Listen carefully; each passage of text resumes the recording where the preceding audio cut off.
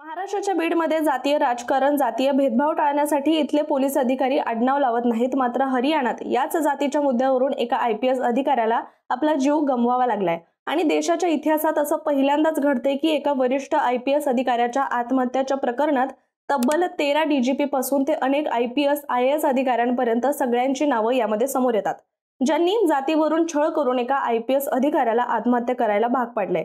मात्र आता या प्रकरणी त्यांची पत्नी IAS अधिकारी अमनीत कुमार यांनी न्यायासाठी लढा सुरू केलाय.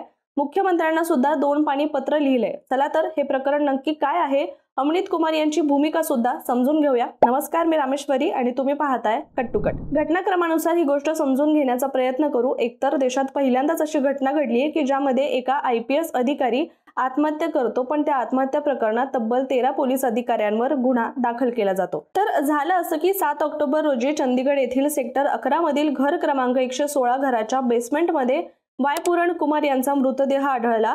सगळ्यात आधी त्यांच्या 17 वर्षाच्या मुलीनं त्यांना तिथे पाहिलं. तेही असं झालं की वाय कुमार यांनी आत्महत्या करण्यापूर्वी आपल्या पत्नीला तब्बल 15 वेळा फोन करण्याचा प्रयत्न केला होता, पण त्यांना बोलता आलं नाही.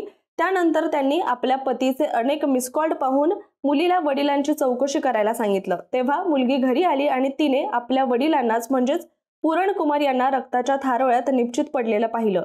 त्यानंतर मुलीनं लगेचच पोलिसांना कळवलं आणि ही माहिती मिळताच चंदीगड पोलीस घटनास्थळी दाखल झाले आणि फॉरेन्सिक टीम सुद्धा तिथे तपासासाठी आली होती. तेव्हा पोलिसांना समजलं की आपल्या सर्व्हिस रिव्हॉल्व्हरनं वाय पूरण कुमार यांनी स्वतःवर गोळी झाडून आत्महत्या केली होती. त्यानंतर त्यांचा मृतदेह सेक्टर 16 मधील रुग्णालयात पोस्टमॉर्टमसाठी पाठवण्यात आला. याशिवाय असंही म्हटलं गेलं की त्यांनी घरी जेवण बनवायला येणाऱ्या स्वयंपाकीला सांगितलं की माझं महत्त्वाचं काम आहे, बेसमेंटमध्ये कोणालाही येऊ देऊ नका. धक्कादायक बाब म्हणजे वाय पूरण कुमार यांनी आत्महत्येच्या वेळी तब्बल 8 पानी सुसाईड नोट सुद्धा लिहून ठेवली होती, ज्यात वरिष्ठ अधिकाऱ्यांकडून मानसिक छळ केल्याचा, जातीवरून भेदभाव केल्याचा आरोप होता. आणि या सगळ्यामुळे ते मानसिकदृष्ट्या खचले होते आणि हे सगळं त्यांनी स्पष्टपणे सुसाईड नोटमध्ये लिहिलं होतं आणि त्याचमुळे आत्महत्येसारखं टोकाचं पाऊल उचलल्याचं देखील समोर आलंय. आता या प्रकरणात वाय पूरण कुमार यांच्या पत्नी IAS अधिकारी अमनीत P कुमार या मैदानात आल्या असून त्यांच्या तक्रारीनंतर तपासाची आणि कारवाईच्या हालचाली सुरू झाल्यात. IAS अमनीत कुमार यांनी काय भूमिका घेतली आहे पाहूयात. ज्यावेळी IPS अधिकारी वाय पूरण कुमार यांनी आत्महत्या केली तेव्हा अमनीत या मुख्यमंत्री नायब सैनी यांच्यासोबत जपान दौऱ्यावर होत्या. त्यामुळे कामात व्यस्त असल्यामुळे त्यांना आपल्या पतीचे फोन घेता आले नाही. दुर्दैवानं आता त्यांच्यावर हळहळ व्यक्त करण्याची वेळ आली आहे. पण तिथून परतताच त्यांनी पतीच्या पोस्टमॉर्टम बाबत ठाम भूमिका घेत सुसाईड नोटमध्ये उल्लेख असलेल्या प्रत्येकावर गुन्हा दाखल करण्याची मागणी केली. त्यानुसार त्यांनी चंदीगडच्या सेक्टर 11 येथील पोलीस ठाण्यात जाऊन तक्रार दाखल केली होती. त्याशिवाय पोस्टमॉर्टम होऊ देणार नाही असंही त्या म्हटल्या होत्या आणि त्यानंतर गुरुवारी रात्री गुन्हा दाखल करून तपास सुरू करण्यात आला. पूरण कुमार यांनी सुसाईड नोटमध्ये ज्या अधिकाऱ्यांची नावं नमूद केली होती त्यांच्यावर आता कारवाई होण्यास सुरुवात झाली आहे. चंदीगड पोलिसांनी या आत्महत्या प्रकरणी हरियाणाचे पोलीस महासंचालक शत्रुजित सिंग कपूर यांच्यासह 13 पोलीस अधिकाऱ्यांवर व निवृत्त पोलीस अधिकाऱ्यांविरोधात गुन्हा दाखल केलाय, ज्यामध्ये 9 IPS अधिकारी, 2 IAS अधिकाऱ्यांचा समावेश आहे तर 2 निवृत्त अधिकाऱ्यांचा सुद्धा या यादीमध्ये समावेश आहे.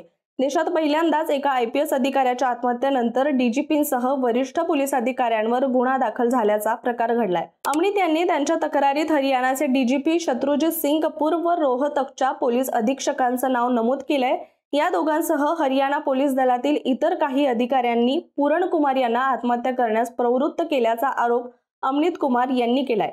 इतकंच नाही तर त्यांचा असाही आरोप आहे की DGP आणि SP यांनी त्यांच्या पतीला जातीच्या आधारावर त्रास दिला, भेदभाव केला आणि छळ केला. कारण ते SC आणि ST समुदायाचे होते, त्यामुळे त्यांना जातीवादी शिवीगाळ करण्यात आली आणि सार्वजनिकरित्या अपमानित सुद्धा करण्यात आलं होतं. मुख्यमंत्र्यांसोबतच्या भेटीदरम्यान IAS अमनीत यांनी CM सैनी यांना स्पष्टपणे सांगितलं की ही आत्महत्या नाहीये तर हा एक प्रकारचा खून आहे.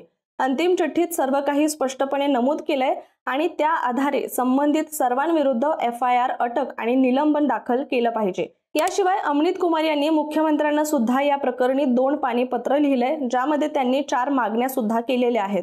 त्यामध्ये पहिली मागणी अशी आहे की 13 अधिकाऱ्यांवर गुन्हा दाखल करण्याची होती, तसंच त्यांना निलंबित करून अटक करणं आणि 2 मुलींना सुरक्षा पुरवणं आणि कुटुंबाची प्रतिष्ठा आणि अधिकाराचं रक्षण करण्याच्या मागण्या त्यांनी यामध्ये केलेल्या होत्या। त्यापैकी एक मागणी पूर्ण झाली आहे। त्यांनी तक्रार केलेल्या या FIR मध्ये DGP शत्रुजित कपूर यांच्यासह ADGP Sanjay Kumar, ADGP Amitabh Dhillon, IGP Pankaj नैन, IPS कला रामचंद्रन, IPS संदीप खिरवार, IPS सिबाश कविराज, निवृत्त DGP मनोज यादव, निवृत्त DGP PK Agarwal, IAS TVSN प्रसाद, IAS आणि माजी अतिरिक्त मुख्य सचिव राजीव अरोरा या अधिकाऱ्यांची नावं आहेत।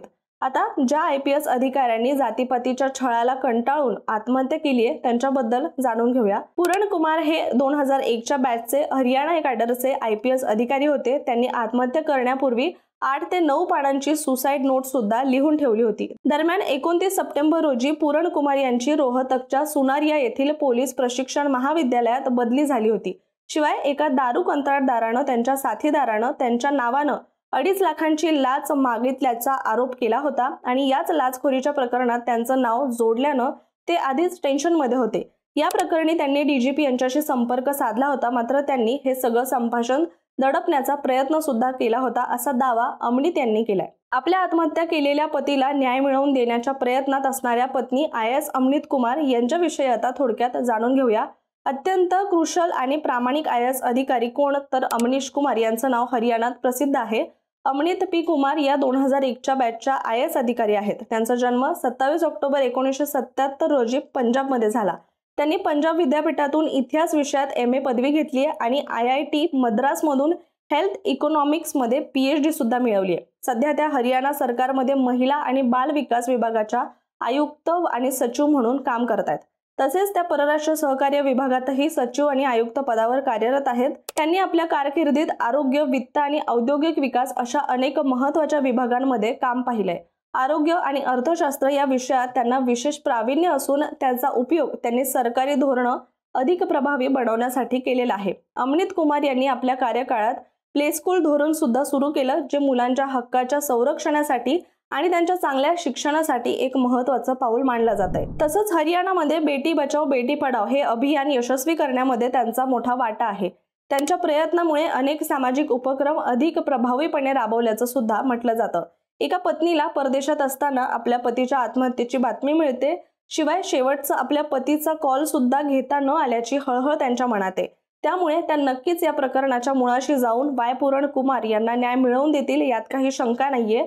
मात्र आश्चर्य या गोष्टीचं वाटतं की महाराष्ट्रात बीड सारख्या जिल्ह्यात जातीवरून राजकारण होऊ नये यामुळे इथले पोलीस अधिकारी आपलं आडनाव सुद्धा लावत नाही आणि तेच हरियाणामध्ये एक IPS अधिकारी ST आणि SC जातीत असल्यामुळे त्यांचा छळ होतो। त्या छळाला कंटाळून ते आत्महत्यासारखं भयंकर पाऊल उचलतात। तुमच्या लक्षात येतंय का, जातीचा मुद्दा हा आता फक्त राजकारणापुरता मर्यादित न राहता याच घाणेरड्या राजकारणामुळे लोकांच्या मनावर, जीवनावर खोलवर परिणाम आता होऊ लागलाय, ज्यामुळे एका IPS पदावरच्या अधिकाऱ्याला आपला जीव गमवावा लागलाय। याचा गांभीर्याने विचार करण्याची खरं तर वेळ आलेली आहे, अथवा भविष्यात जातीच्या राजकारणावरून आणखीन वाईट परिस्थितीचा आपल्या सगळ्यांनाच सामना करावा लागेल। मात्र तुम्हाला या सगळ्याबद्दल काय वाटतं तेही महत्त्वाचं आहे। आम्हाला कमेंट करून नक्की कळवा आणि अशाच माहितीपूर्ण व्हिडिओसाठी कट टू कटच्या YouTube चॅनलला सबस्क्राईब करायला विसरू नका।